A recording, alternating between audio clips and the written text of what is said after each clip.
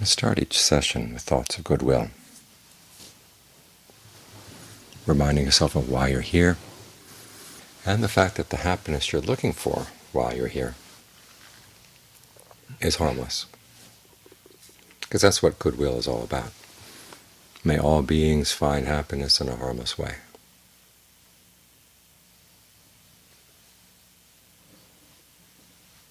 And of course, that means finding happiness in a way that doesn't have to take anything away from anyone else. In other words, each of us has to find happiness within. And that's why we're here meditating. So you might say in that way, the fact that you're not paying attention to anyone else right now is a very responsible thing. Because the happiness you try to gain otherwise is going to take something away from somebody else.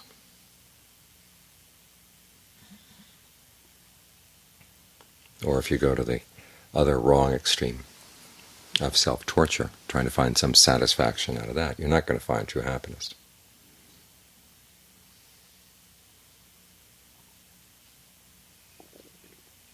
And as we've seen many times, people go back and forth between these extremes. They're very self-denying, and then finally they snap, and then they head off in the other direction, get very indulgent. And then they see the harm of indulgence. So they go back to being self-denying, back and forth. Nothing gets accomplished this way. And both forms of looking for happiness are irresponsible. The responsible thing is to come in and see what resources you have here that can be developed into happiness, a genuine happiness. And as the Buddha said in one spot, the most important of the factors of the right path is right view. And another part he says that the most important is right concentration. So you need both. And everything else serves those two factors. The right view here is just that, reminding yourself that if you're going to find true happiness, it has to come within, because the sources of suffering come from within. We suffer not because of unpleasant things happening to us, but from how we shape our experience of those unpleasant things, or pleasant things, as the case may be. Which means that we need some internal skills.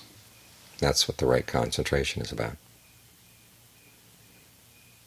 As you focus on the breath, try to bring your focus to a nice, steady spot. And John Lee's image is of a post standing at the edge of the sea. The sea rises, but the post doesn't rise with the sea. The sea ebbs, but the post doesn't go out with the sea. It stays right there. The trick here, though, is to make sure that that steady spot is comfortable.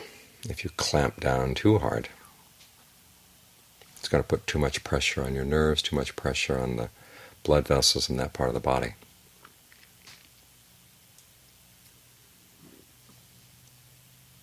And you find that the concentration has some bad side effects. It can create weird sensations in the different parts of the body, as the blockage right here leads to problems elsewhere. So again, the image that the water can flow around the post,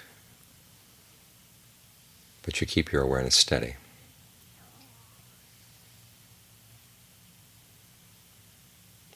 With an element of interest. There's going to be something to watch here. There's something going to be interesting is going to appear here. So have that element of interest to see what's actually going on.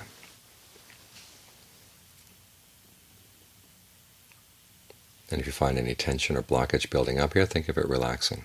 And then think of that relaxation spreading out from this spot through all the energy channels in the body, through all the nerves in the body. Another image from John Lee. This is like medicine, and it's the mindfulness and alertness. Those are the actual medicines. That's the quality of your attention right now. That's what's going to be healing, both for the body and for the mind. The breath helps to spread it. These images of a medicine that's put into a solvent, so it spreads throughout the body. So the breath is the solvent, and then the attention, still, alert, mindful. That's the actual medicine. Because when you apply that kind of alertness to any sense of blockage in the body, it helps to untangle it. The reason these blockages build up is because we're not paying attention. Our attention is off someplace else.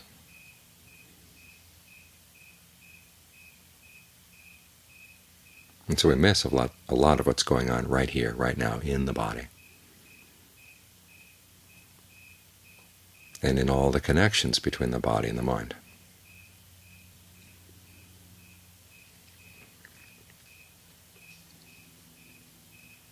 And so as you focus on the breath, whatever spot you found in the body, keep in mind that you want the breath to be comfortable. You want the energy in that spot to be comfortable. The sense of flow to be unobstructed.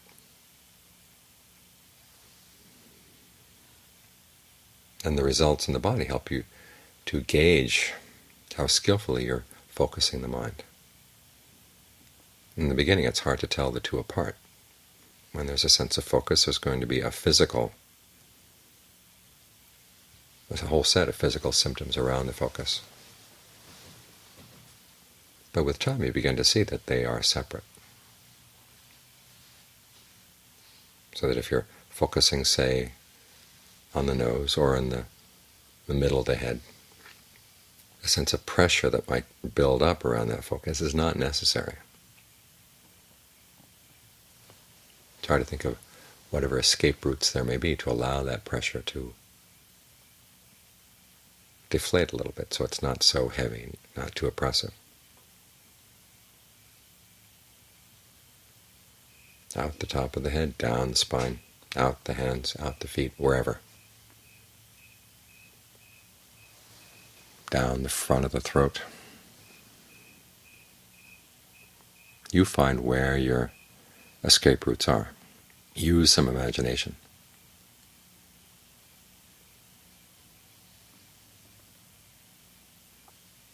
Because we've all been developing different ways of maintaining focus in the body, using different physical symptoms as a sign that the focus is staying there, or as a reminder to stay at that spot. And if you find that some of those symptoms are unpleasant, you have to learn how to let them go and yet maintain your focus. And so the flow of the energy there is a good way of gauging whether you're doing this skillfully or not.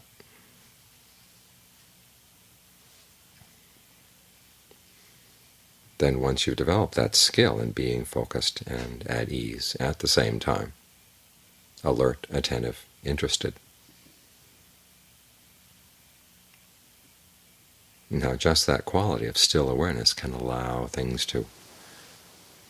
patterns of tension to dissolve away, allow blockages to be opened up.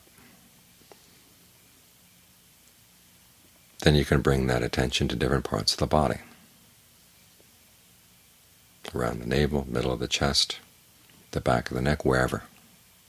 And again, it's the steadiness and quality of your awareness. That's the medicine in each of these cases.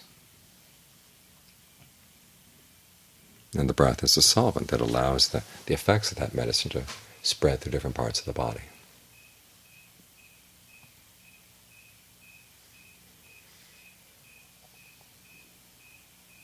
This is an important skill, learning how to stay focused in a way that's healing. Because that's what the Buddha's teachings are all about. That's what the Four Noble Truths are all about. They're like a doctor's prescription. What's the illness? Where does it come from? Cure the illness by focusing on the cause. Everything he taught was meant to be healing.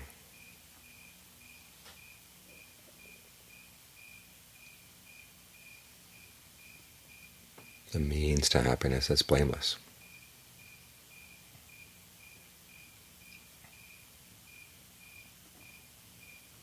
So if you start feeling guilty about practicing concentration, remind yourself this is a blameless pleasure.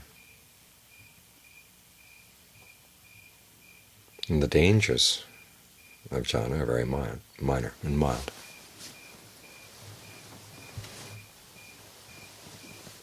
You might start getting lazy in your other activities, so that is something to watch out for.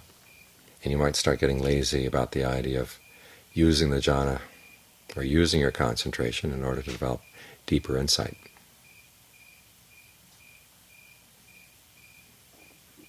You might say, hey, this is good enough right where it is, and just want to stay right there. The problem, of course, is that it won't last. If the jhana is, or the concentration is not supported by right view,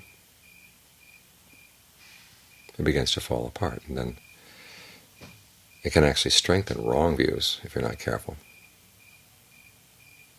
Some people hit state of concentration and they decide, from now on in I don't need to watch out after my actions because I've found the truth, or whatever. But the problem there is not with the concentration, the problem is with the views that you bring into it.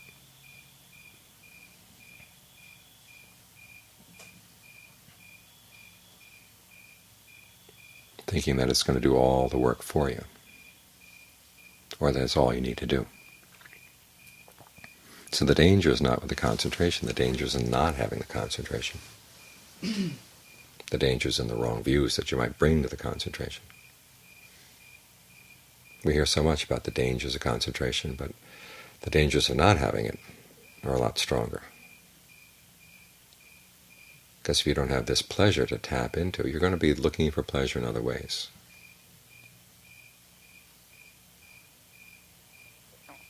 Which can often be quite harmful. As the Buddha once said, even though you may see the drawbacks of sensual pleasures, if you don't have this kind of pleasure to tap into, you're going to keep going back to your old sensual pleasures. And if you go back to them with denial, that just complicates the issue.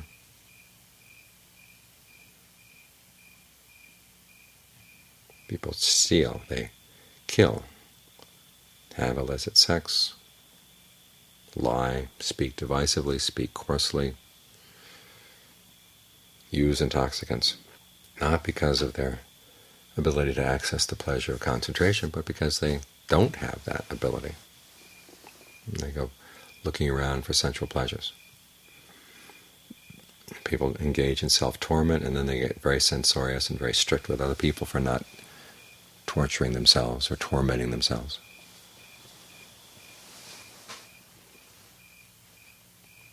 Or as we see with a lot of Buddhist scholars, they don't have the concentration, so they try to say, well, it's self-indulgent, it's not necessary. Insight has to be strict and self-denying.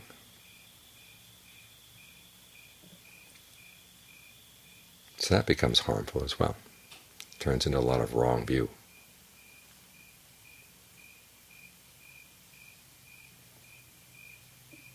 So the dangers of not having concentration are much greater than the dangers of getting stuck on concentration. And again, the stuckness is not so much in the concentration itself, it's in your views around it. As long as you're very clear that this is a path, it has to be combined with other factors of the path, including right effort, right speech, right action, right resolve. Then it's all perfectly safe. Especially when you have this ability to read the quality of your concentration. Read how it affects the breath and the energy in the body, to make sure that it feels balanced, at ease, healthy. Then your concentration is self-correcting, because it's got right view built into it.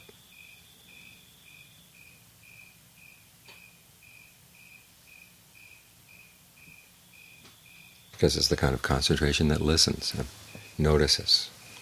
It's based on interest. Citta is one of the factors of, it's one of the bases for success. And it has to be present in all states of right concentration, whether it's the one that you're emphasizing or not. It's got to be there. Paying close attention to what you're doing and noticing where you're adding unnecessary stress, and then learning how to stop doing the things that are causing that unnecessary stress. Even if it's just on the level of the breath, it's an application of the Four Noble Truths.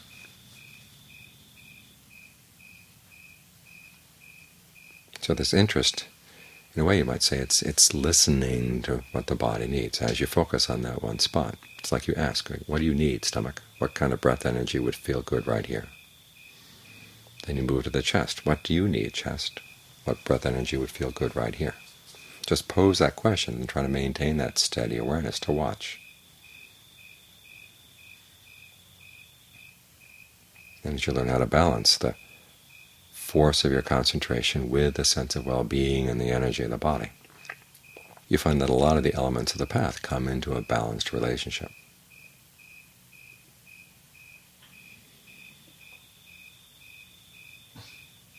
And that they are healing.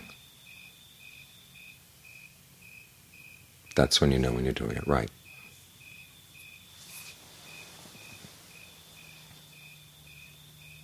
So in this way you get all the different parts of the body.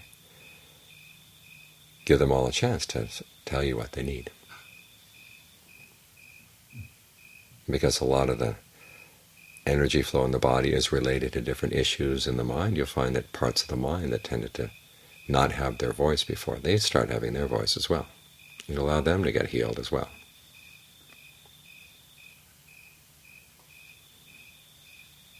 All of this just with focusing on the breath. This is your medicine, steady awareness combined with interest, monitoring the breath. A source of happiness that harms no one. It's healing to the mind. When the mind has been healed in this way, or even as it is healing, you find that your relationships with other people are a lot less stressed out. You're putting a lot less pressure on them, a lot less pressure on yourself. So again, this is a responsible way of looking for happiness.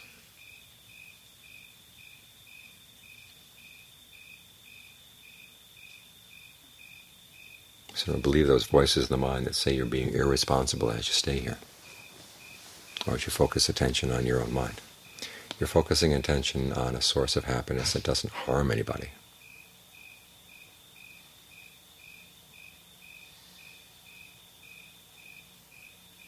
And that's a noble pursuit right there.